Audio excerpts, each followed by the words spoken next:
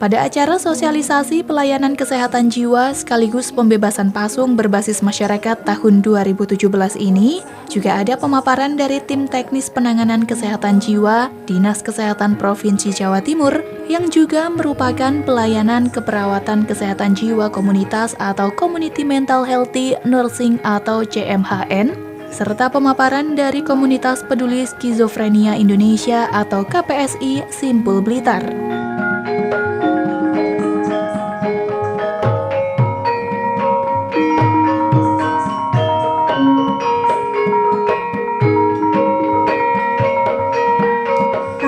Bicara tentang kesehatan jiwa, maka sebenarnya yang sedang kita rawat ini bukan hanya satu orang atau satu subjek saja, bukan hanya pasiennya, tapi keluarganya, masyarakatnya, atau mungkin kita sebagai tim pelaksana dalam pelayanan kesehatan jiwa.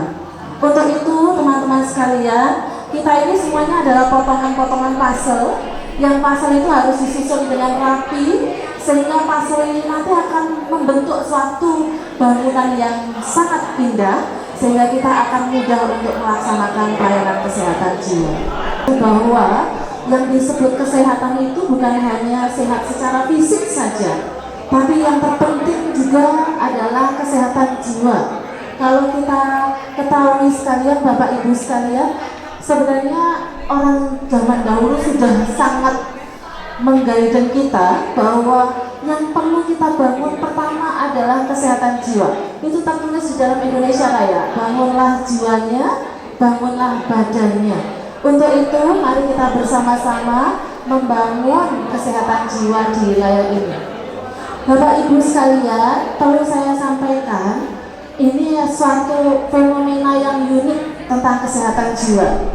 Perlu saya sampaikan, WHO ini di webnya sudah memprediksi bahwa masalah kesehatan jiwa ini akan menduduki ranking 2 di bawah penyakit jantung pada tahun 2020. Kalau kita secara intensif kita jadwalkan setiap 1 minggu sekali kita lakukan kunjungan tata laksana, baik itu pengobatan maupun psikoterapi atau pendidikan kesehatan kepada keluarga dan masyarakat, insya Allah kurang lebih 1-2 bulan pasien itu sudah siap untuk dilakukan pelepasan. Ini kalau kita lakukan penjadwalan secara rutin. Tapi kalau teman-teman melakukan penjadwalannya mungkin sekitar 2 minggu sekali, di pilot project kami kurang lebih 4 kali pertemuan, biasanya pasien, keluarga, dan masyarakat sudah siap. Pasca dilepas ini nanti apa yang dilakukan? Kami melakukan rehabilitasi. Ya, rehabilitasi ini ada tahapannya. Yang pertama kita akan melakukan rehabilitasi ini ada 2 hal yang akan kita rehabilitasi, pasien, keluarga, dan masyarakat. Untuk pasien itu kita lakukan rehabilitasinya bertahap. Yang pertama terkait dengan aktivitas sehari-harinya, kemudian kemampuan dia untuk melakukan aktivitas masyarakat atau kegiatan bersosialisasi, dan yang terakhir nanti produktivitas atau kemandirian. Kemudian untuk masyarakat dan keluarga kita juga lakukan rehabilitasi, yaitu untuk dalam rangka menurunkan stigma, stigma masyarakat terhadap gangguan jiwa, sehingga mereka dalam proses, sehingga nanti dalam prosesnya mereka akan mampu untuk melakukan perawatan kepada pasien gangguan jiwa. Salah satu indikator kami menyelesaikan pelayanan atau asuhan keperawatan atau asuhan medis adalah dengan melibatkan mereka di kegiatan masyarakat. Jika mereka sudah mampu untuk melakukannya, maka artinya perawatan yang kami lakukan berarti sudah paripurna. Tapi kalau di dalam kehidupan masyarakat mereka masih canggung, masyarakat masih menilai negatif, itu artinya bahwa perawatan kami harus kami lanjutkan. Rata-rata di Jawa Timur bagaimana dukungan daripada pemerintah? Alhamdulillah sekarang ini dukungan dari pemerintah sudah bagus, karena sudah ada didukung dengan undang-undang juga, sudah ada Undang-Undang Kesehatan Jiwa nomor 18. Kemudian kalau kami dari Dinas Kesehatan sudah ada peraturan menteri yang memasukkan bahwa di puskesmas harus ada memberikan pelayanan kesehatan jiwa. Estimasi orang dipasung di Jawa Timur berapa ribu? Estimasinya kurang lebih sekitar 12.000 untuk secara estimasi. Yang sampai saat ini sudah ditemukan atau sudah terlaporkan itu kurang lebih 2.500 kasus. Masih jauh. Masih banyak yang PR kita, terutama untuk melakukan penemuan dan juga melakukan penata laksanaan. Kalau KPSI itu pertama untuk psikoedukasi, jadi pembelajaran masyarakat mengenai gejala schizofren, gejala gangguan kejiwaan. Kemudian kita memberikan edukasi mulai dari cara penanganan pos pasung atau sebelum kejadian seseorang mengalami gangguan kejiwaan. Iya. Ya, kalau sudah begini namanya kan ini kan sudah terjadi Pak. Iya. Terus secara keilmuan apa yang diberikan? Kalau saya secara di komunitas kami, komunitas peduli schizofren, terutama saya psikolog, ya kita memberikan psikoedukasi, Pak. Psikoedukasi dari pembelajaran pada keluarga. Jadi keluarga harusnya juga berkontribusi untuk kehidupannya. Jadi kalau pembebasan pasung tidak hanya misalkan hanya karena angka, maksudnya jumlah yang dipasung berapa, tetapi kita harus memikirkan keluarganya. Kenapa dengan lingkungan? Kalau saya benar banyak lingkungan yang kurang sehat juga untuk menanggapi, karena beberapa kejadian dia sudah sembuh, akhirnya kembali lagi karena dia dari traumanya dari masyarakat. Kalau kita berbicara kita kerja, mending kita swasta, kita pakai itu tadi penampungan atau penitipan orang-orang dengan schizofrenia itu. Nanti sorenya diambil, keluarga bisa berkarya.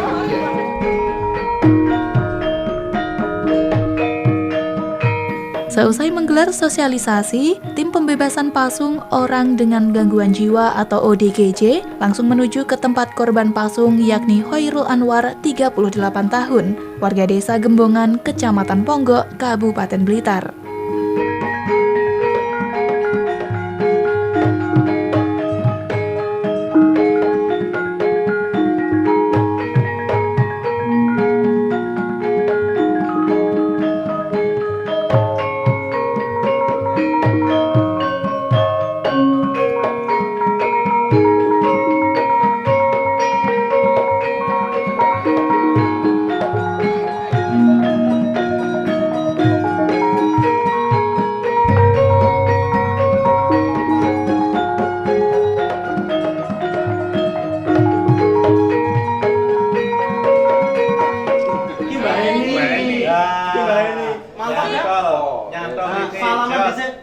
Salaman mana? Nah, wes.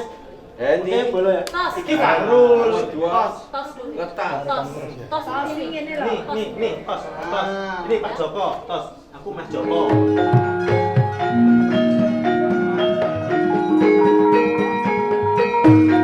Hoirul Anwar merupakan korban pasung puluhan tahun oleh orang tuanya. Dia dipasung di sebuah ruang dapur, kaki diikat rantai dengan tempat tidur. Alasan keluarga Hoirul Anwar dipasung lantaran sering mengamuk dan diduga gangguan jiwa ini akibat gagal menikah dengan seorang yang tergolong masih family dekat keluarga korban.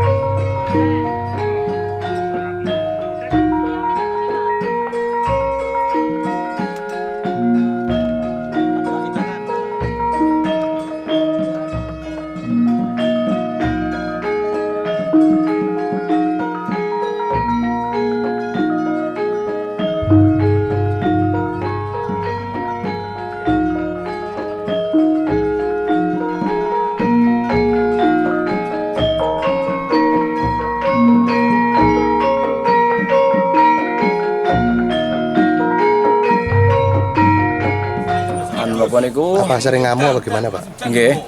Teng dalan jongkok tiyang ngoten niku. Terus sering merusak perabot rumah tangga juga. Nggih, ini sepun napa nggih. Dados alit lewetan nika lemari kocok-kocok itu. Dipecahi, Pak ya. Nggih. Kan sama Bapak dipasung itu, Pak ya. Iya. Nah, terus kalau di sini tidurnya sama siapa, Pak? Sendirian. Sendirian. Terus bagaimana, Pak, sikap tetangga, Pak, dengan Tetangga tidak kencan. Apa nggih kesuwan lah. ini anak Bapak yang nomor berapa, Pak? 2. Yang nomor 2, Pak ya. Umurnya berapa, Pak, ini, Pak? 32. Pak, ini terkena gangguan jiwa ini sudah lama, Pak? Sebenarnya? Sudah. Mulai mulai lulus Munir itu mulai lulus langsung sakit. Awalnya nggih menika anu napa niku sekolah nggih nyengkakne biji lah. Terus langsung ngoten niku. Depresi itu Pak ya. Nggih. Terus lama-lama di golekne wong tuwek-tuwek ngoten niku terus saged waras dan itu terus pacaran karo dulure. Akhirnya gagal pacaran Pak ya. Nah, seprene niku. Terus ini sudah dipasung berapa tahun Pak? 1 tahun. Pak, dengan pelepasan pasung seperti ini Pak, nanti harapannya gimana Bapak? Harapannya bisa sembuh ya Pak ya? Iya. Bisa sembuh. Jadi ini Pak Khairul Anam ini, Mas Khairul Anam ini sudah disendirikan seperti ini, artinya dipasung itu sudah 20 tahun. Kita dengan adanya program Pak Gubernur bahwa Jawa Timur harus bebas pasung, sehingga Dinas Kesehatan berusaha untuk mendata semua pasung yang ada di kabupaten, dan kita akan berusaha untuk membebaskannya secara mandiri, artinya bersama-sama masyarakat, bersama-sama aparat pemerintahan yang ada, kita secara bersama-sama untuk pembebasan ini. Ya, artinya ini tidak dibawa ke rumah sakit jiwa ya? Tidak. Terus apakah masyarakat sekitar ini juga menerima?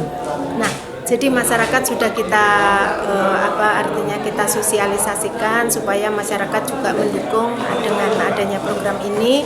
Masyarakat tidak perlu takut, tetapi selalu waspada dan menjaga, sehingga orang yang kita lepas ini dia tidak merasa diisolir, dia tidak merasa sendiri, tetapi mereka adalah berada di tengah-tengah masyarakat. Apakah ini nanti terus dilakukan pendampingan juga? Betul, selalu kita lakukan pendampingan karena kita punya tenaga-tenaga yang ada di bawah. Di puskesmas itu ada tenaga programmer jiwa, jadi mereka akan memantau secara terus-menerus, dan ada kader pendamping untuk penderita. Selain itu juga ditunjang dari tenaga yang dari Dinas Sosial, TKSK ya itu. Jadi tenaga sosial pendamping yang dari Dinas Sosial. Ya, artinya hari ini pihak yang terkait dari berbagai lembaga apa saja yang ikut? Jadi yang terkait itu lintas sektor itu banyak Pak, itu yang terkait dengan tim pelaksana pembebasan pasung itu ada dari Dinas Kesehatan, Dinas Sosial, dari aparat pemerintahan setempat, ada dari Polsek, ada dari Koramil dan LSM, tokoh masyarakat dan sebagainya. Kita sudah melaksanakan pembebasan pasung berbasis masyarakat kepada 4 orang dengan gangguan jiwa jadi korban pasung. Yang pertama atas nama Khairul Anwar dari Desa Kembongan. Kemudian yang kedua atas nama Pak Ukir, itu dari Desa Bacem, Dukuh Pupus. Kemudian yang ketiga atas nama Mbak Heni, ini dari Desa Sidorejo. Dan yang terakhir atas nama Mbak Winarsih, ini dari Desa Sidorejo, Candirejo. Ya. Terus kalau Mas Khairul Anwar ini Pak? Mas Khairul Anwar ini dipasung sudah 10 tahun Pak. Dan kita tahu sendiri kondisinya kemarin sangat memprihatinkan sekali. Ya, pertama karena memang pemahaman dari keluarga yang masih kurang bahwa orang dengan gangguan jiwa itu dianggap kelas 2 atau 3 di masyarakat, dan seringkali kondisinya sangat tidak manusiawi karena memang pemahaman yang kurang dari keluarga itu tadi. Kalau Mas Khairul Anwar dipasung di mana nih Pak? Ini dipasung di dalam rumah di rantai.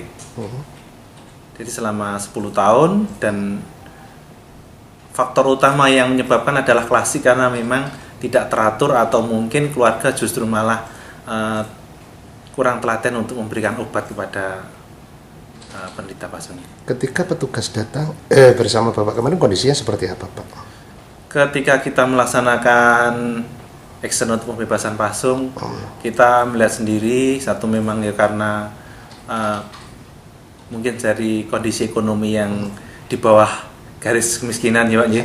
Kelihatan sekali tidak terurus, kondisi fisiknya juga, bahkan makannya pun juga kurang.